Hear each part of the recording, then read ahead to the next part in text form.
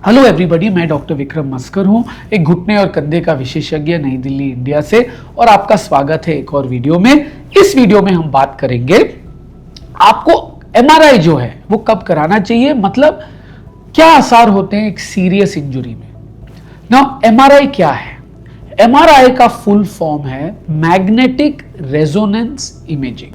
ये क्या है? ये एक डायग्नोस्टिक टेस्ट है, मतलब ये एक जांच करने वाली टेस्ट है जिससे हमें बहुत ज्यादा इंफॉर्मेशन मिलता है एक जोड़ के बारे में। ये कहां किया कर सकते हो आप? कहीं पे भी कर सकते हो बॉडी में, सर से लेके पैर तक। कहां होता है? ये नॉर्मली एक एमआरआई सेंटर में होता है। नाउ ये कैसे काम करता है? तो पहले तो ये एक मशीन है, ठीक है, जिसमें आपको पहले लिटाया जाएगा और आप उस मशीन के अंदर जाओगे। जो अंग देखना चाहता है डॉक्टर, वो अंग जो है वो मशीन के अंदर होता है। जैसे अगर आपका नीचे वाला हिस्सा है जिसकी जांच होनी है, तो आपकी ऊपर वाला हिस्सा जो है वो एमआरआई मशीन के बाहर रहता है। अगर ऊपर वाले हिस्से का है तो वो अंदर रहता है और पैर बाहर रहते हैं। तो ये मशीन एक डोम स्ट्रक्चर टाइप होती है। दो तरीके के एमआरआई मशीन होती है, क्लोज्ड एमआरआई और ओपन एमआरआई। क्लोज्ड बेटर होता है, उसकी रेजोल्यूशन मतलब पिक्चर की क्वालिटी बेटर होती है। जो ओपन एमआरआई है, जिन लोगों को सांस लेने में मुश्किल है, वो क्लॉस्ट्रोफोबिक है, मतलब उनको बंद जगहों से डर होता है, उनके लिए बनाया गया है। वो ओपन होती है साइड से, पर उसकी रेजोल्यूशन इतनी अच्छी नहीं होती, मतलब पिक्चर की क्वालिटी इतनी अच्छी नहीं होती। नाउ ये कैसे काम करता है? तो मैग्नेटिक मतलब एक मैग्नेट होती है, एक बहुत ही स्ट्रॉन्ग मैग्नेट होती है उस मशीन के अंदर। वो जब आप अंदर जाते हो और वो एमआरआई मशीन को ऑन करते हैं, तो वो मैग्नेट की जो फोर्स है ना, वो आपके बॉडी में जाती है। वहां पे आपका बॉडी हाइड्रोजन आइटम से बना हुआ है। हाइड्रोजन एक गैस होती है, वो गैस हमारी अंग में भी होती है, हमारी बॉडी में भी होती है और नेचर में भी होती है। तो ये हाइड्रोजन की एटम्स होती हैं। एटम क्या होता है? सबसे छोटा चीज जो है आपकी बॉडी में, उसको हम एटम बोलते हैं, या पूरे नेचर में सबसे छोटी चीज को एटम बोलते हैं ना। जब ये मैग्नेटिक फोर्स जाता है ये एटम्स में, तो पहले तो एटम बड़े डिसऑर्गेनाइज्ड है, मतलब वो ऐसे ऐसे लेटे हुए हैं। जब ये फोर्स जाता है तो एकदम से चौकन्ने हो जाते हैं। जैसे टीचर क्लास में आती है तो क्या बोलती है? क्वाइट। तो सब बच्चे जो है वो ऐसे हो जाते हैं। तो वैसे ही जब ये मैग्नेटिक फोर्स जाता है ना, ये सारे एटम्स एकदम से खड़े हो जाते हैं। जब ये खड़े हो जाते हैं तो ये भी एक फोर्स एमिट करते हैं। नाउ ये फोर्स जो है ये एमआरआई मशीन पकड़ता है, और डिपेंडिंग कहां से निकल रहा है ये फोर्स, अलग अलग चीजें जो है ये अलग अलग मजबूती से बने हुए हैं, तो ये एक पिक्चर बनाता है उस पर्टिकुलर अंग का। नाउ इसमें कोई हार्मफुल रेडिएशंस नहीं होते। जैसे एक्सरे वाले रेडिएशन और सीटी स्कैन वाले रेडिएशंस बोला गया है कि जरूरत से ज्यादा हो तो ये हानि भी पहुंचा सकते हैं, पर एमआरआई के रेडिएशंस हानि नहीं पहुंचाते आपके बॉडी में।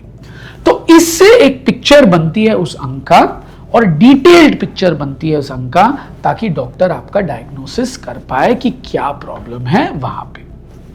नाउ एमआरआई, एक्सरे, सीटी में क्या डिफरेंस है? एमआरआई बना गया है सॉफ्ट टिश्यूज में, मतलब हड्डी के अलावा जो चीजें हैं उनको वो बहुत अच्छी तरीके से दिखाता है। हड्डी के लिए एक्सरे और सीटी स्कैन बेस्ट है।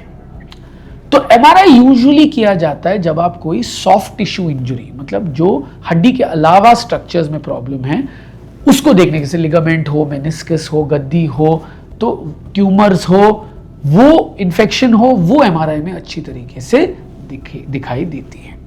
तो आपको एमआरआई कब करना चाहिए? तो पहले तो आपको डिसीजन ये नहीं लेनी, आपको ये डिसीजन अपने विशेषज्ञ के पास छोड़नी चाहिए। पर कब आपको विशेषज्ञ के पास जानी चाहिए, और कब? जब वो विशेषज्ञ बोले कि एमआरआई की जरूरत हो, आप भी निश्चिंत हो सकते हो। नंबर 1, जो दर्द काफी दिन से है, ठीक नहीं हो रहा, आपने पूरा रेस्ट, आइस, कंप्रेशन, एलिवेशन सब कुछ ट्राई किया है, पर वो सही नहीं हो रहा।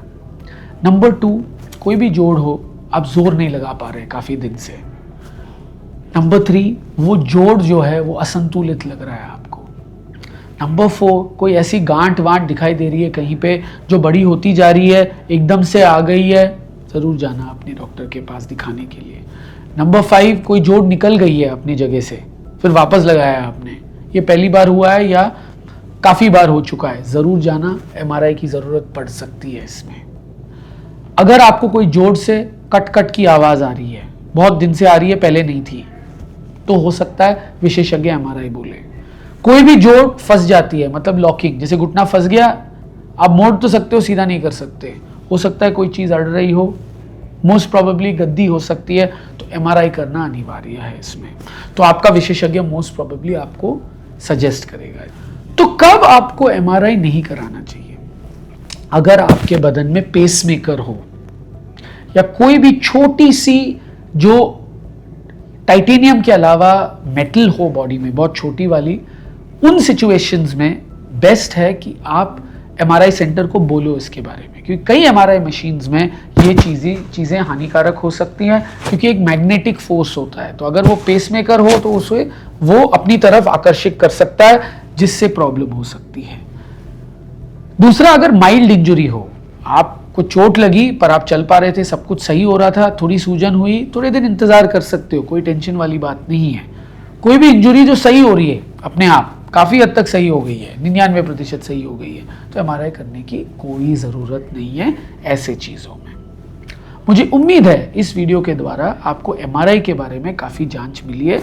अगर आपको मेरा वीडियो पसंद आए, please like and subscribe to my channel and please follow me on Instagram.